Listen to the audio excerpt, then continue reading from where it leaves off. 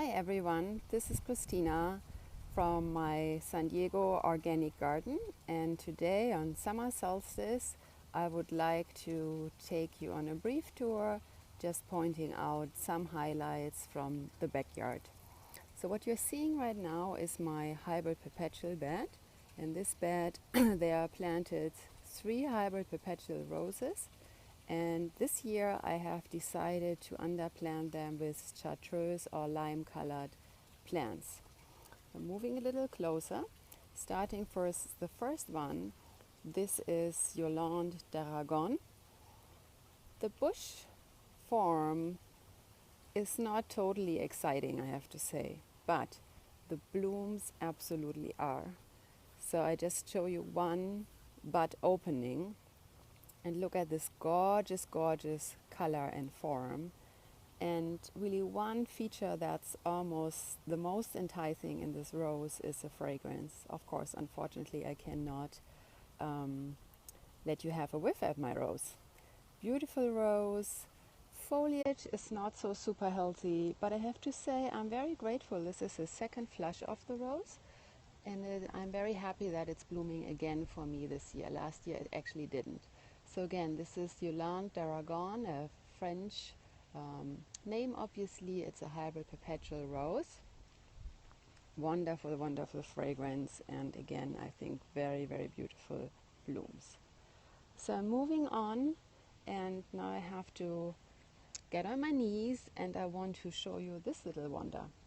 This is heuchera lime marmalade. I have planted the heuchera this year, and I think it has a gorgeous, gorgeous chartreuse or lime color. The leaves are a little bit ruffled, which I also like a lot, and it seems to actually do very well in the heat that we are having here in San Diego. So talking about that, we are well into summer, even though today is only the first official day of summer, and temperatures are actually already very, very hot here in San Diego. So today we are expecting it to get to 87 degrees Fahrenheit, and I think by now it is 77 degrees Fahrenheit, which is equivalent to the highest temperature expected today is 31 degrees Celsius. So it's pretty hot. So the garden is really sweltering in the heat, to be honest. But continuing my tour, so the next rose that I would like to show you, it's another hybrid perpetual. This is Reine de Violette, and this rose is quite famous for its very purple, gray purple color, which as you can see, it's actually not.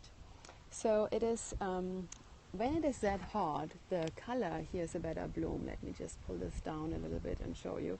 When it's very hot, like it is in San Diego, the color becomes more a cerise rather than this absolutely gorgeous gray purple color. But you know, as the temperature cools down in autumn, or definitely in spring, I have gotten these absolutely stunning purple, gray purple colored blooms. The rose that I'm showing you now already is Grandmother's Hat. Grandmother's Hat, again another hybrid petal. I move a little bit more away so that you can see the bush.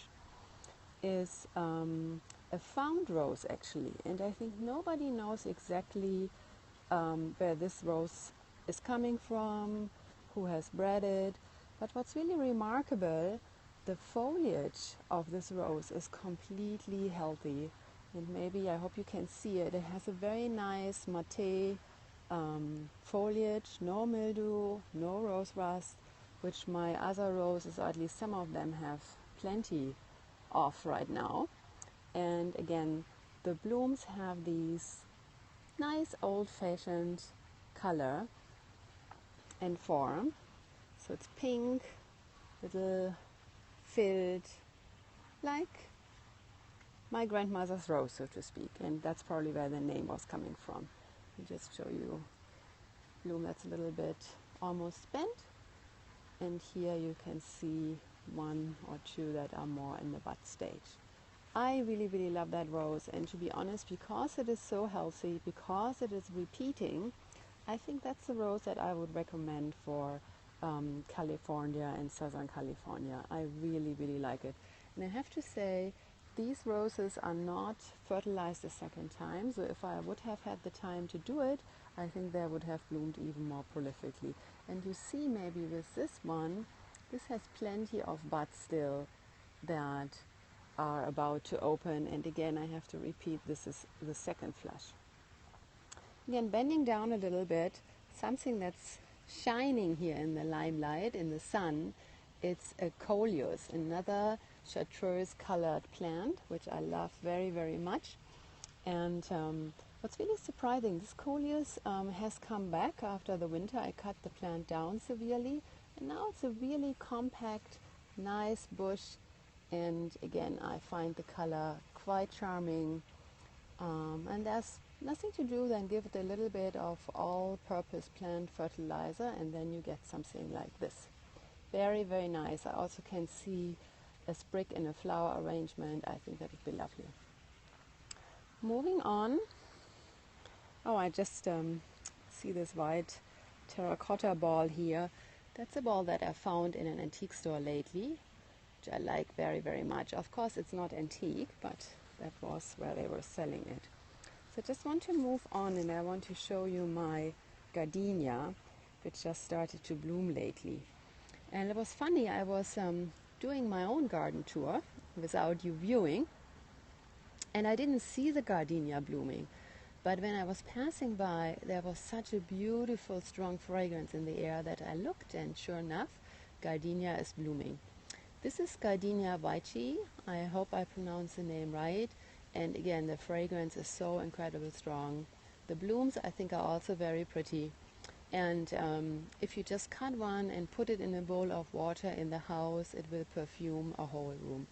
Very, very well worth growing. Moving on. Again, I want to show you two more roses. And the one that you are seeing here, the one in the foreground, is Georgetown tea. That's another found rose where I think nobody really knows where it's coming from. I think it has even some different name where it's sold under. Different nurseries were selling it under different names. Typical hybrid tea, and as you see, what is very typical are these nodding blooms, which I find very elegant, but of course they totally don't fit the ideal of a hybrid tea rose, where the flower heads should stand upright. So there are quite a few blooms right now, and then I have to do a little round around this tea rose. Here's another beautiful flower, just to show you the typical form. So I'm on my way to Madame Alfred Carrière, which is a tea noisette. And this rose has just started to bloom a second time. And you see it's blooming quite prolifically, which is astounding considering how hot it is, that it is growing between two big palm trees, a lot of root competition.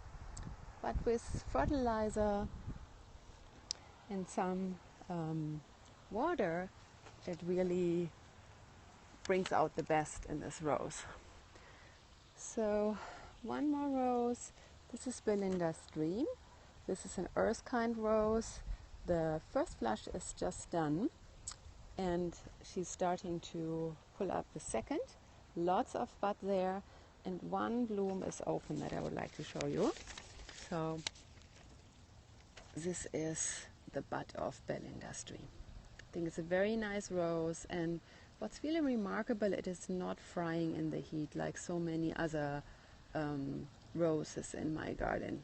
So I don't have it that long. It's probably just about a year in the ground. I have to see how the rose develops, but so far so good. Before I end the tour, I just want to show you one more rose. I reported about my white garden bed, I think, in my first Periscope broadcast, but and I don't intend to do it today, so I just guide you there. because this rose is at the absolute peak, and who knows how it will be in a week or so when I will report about this bed. So this is Moonstone, and I think it's a really, really beautiful, beautiful hybrid tea rose. You see the blooms, they can be perfection, and they are good. When you see this rose, it's probably hard to imagine that it was totally contaminated by rose rust, and I de-leaved the whole rose before it even got to the spring flush. Now the rose has come back again with a second helping of fertilizer and is prettier than ever.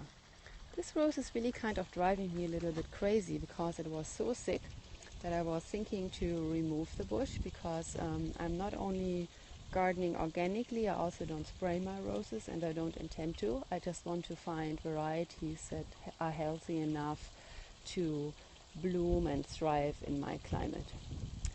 So that's it from here, from San Diego. The wind is kind of freshening up a little bit, which is nice.